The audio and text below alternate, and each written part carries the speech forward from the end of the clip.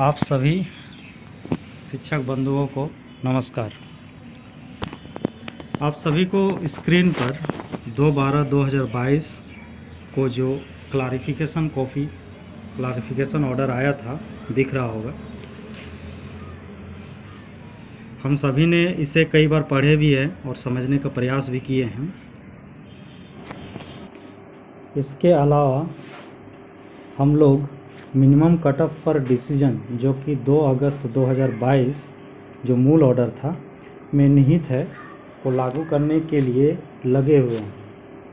इसके लिए हम लोग क्यूरेटिव पिटीशन फाइल करने के लिए भी प्रयासरत हैं और इसके लिए हम लोग 15/12/2022 जो डिसीजन आया हुआ है, जिसका अभी तक ऑर्डर कॉपी हम लोग को नहीं मिला है, उसका वेट कर रहे हैं।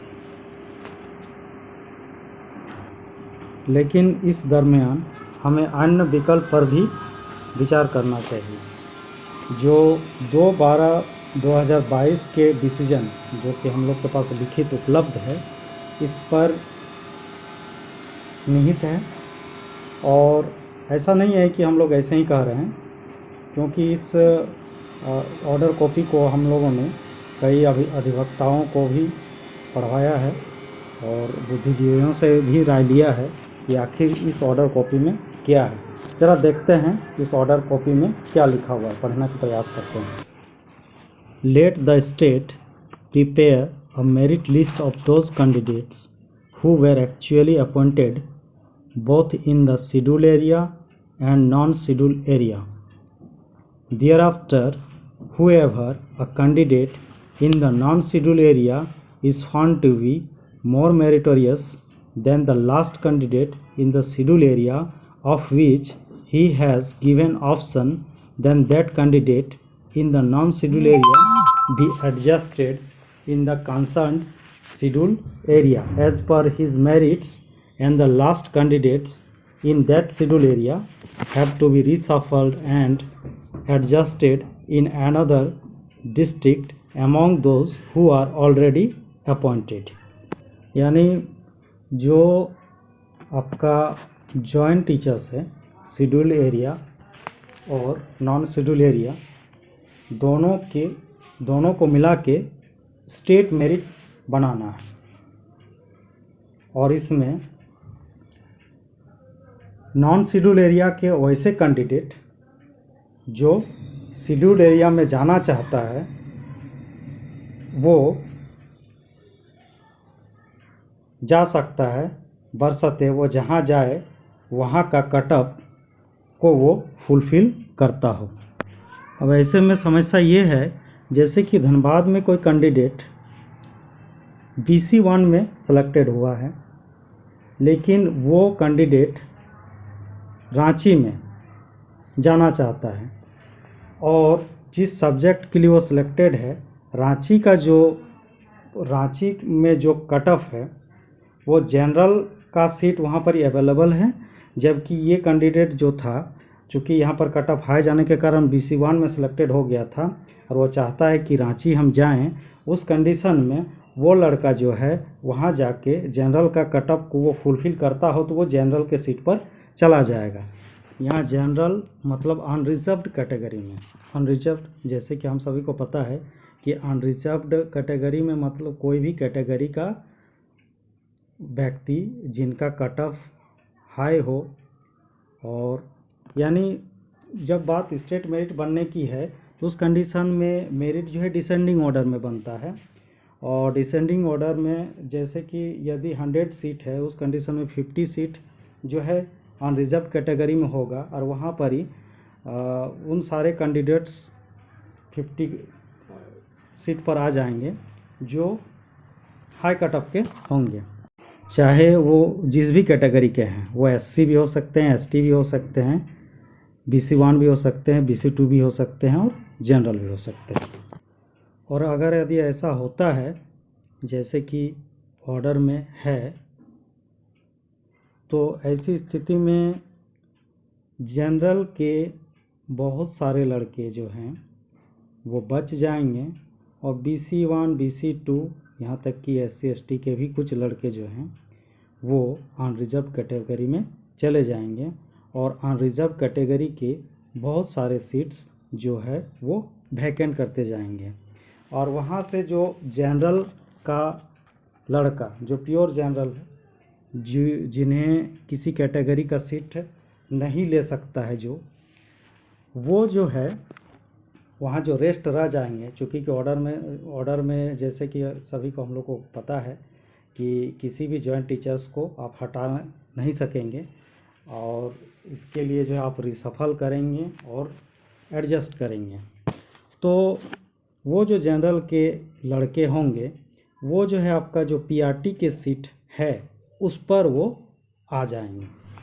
इसके अलावा हम सभी को प्रयास करना चाहिए कि बहुत सारे ऐसे लड़के भी हैं जिन लोगों का अनुशंसा JSSC द्वारा डिस्ट्रिक्ट को किया गया था, लेकिन जैसे कि JSSC जो एक स्वायत्त संस्था है, JSSC कैंडिडेट्स का सिलेक्शन करता है, वो जो है कैंडिडेट्स का नियुक्ति नहीं करता है।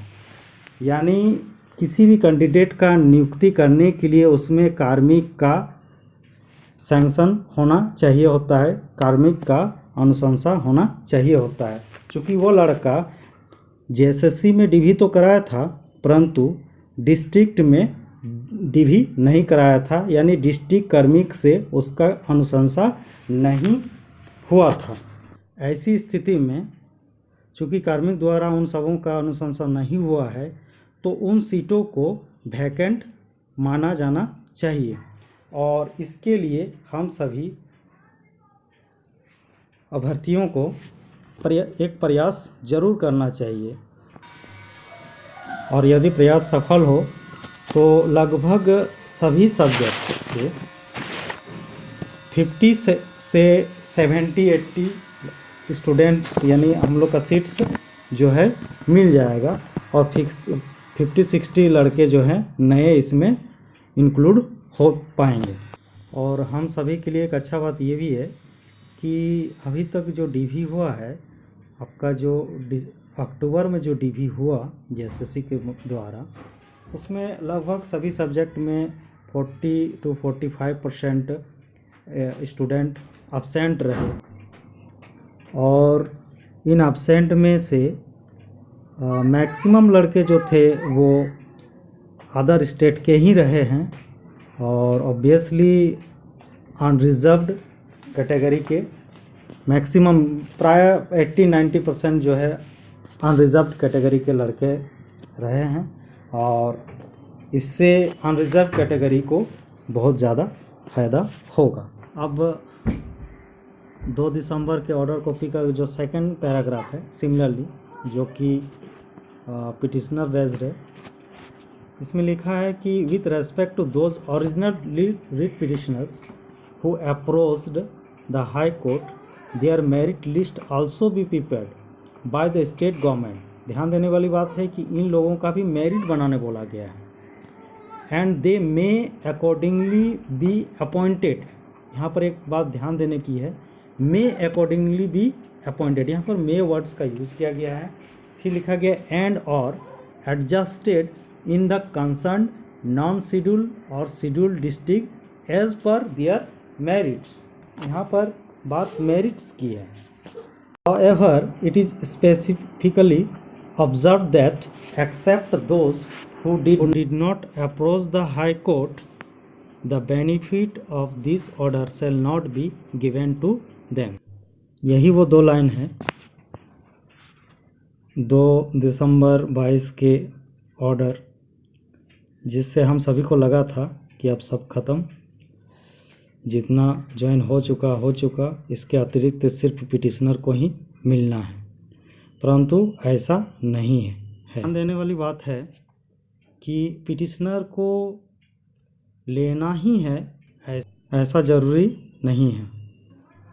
पूरी संभावना है कि JSSC भी यही समझ पाए हैं और सरकार भी यही करने जा रहा है। फिर भी हम सभी अभ्यर्थियों को पूरी प्रयास होनी चाहिए कि सरकार स्टेट मेरिट जॉइंट टीचर्स का बनाए, जिससे BC1 BC2 SC का बहुत फ़ायदा हो सकता है। इसके अलावा इसमें वैसे कैटेगरी जो जनरल है, जो अनरिजर्व में ही आ पाएंगे, उनको भी इससे फ़ायदा है। तब तक के लिए नमस्कार। डटे रहिए, पूरी प्रयास लगाए रखें। मिलते हैं नेक्स्ट वीडियो में। अब 15 दिसंबर का जजमेंट ऑर्डर लिखित रूप में हम सभी को मिल जाए जल्द से जल्द, फिर एक नए वीडियो के साथ आप लोगों से मुखातिब होंगे। नमस्कार।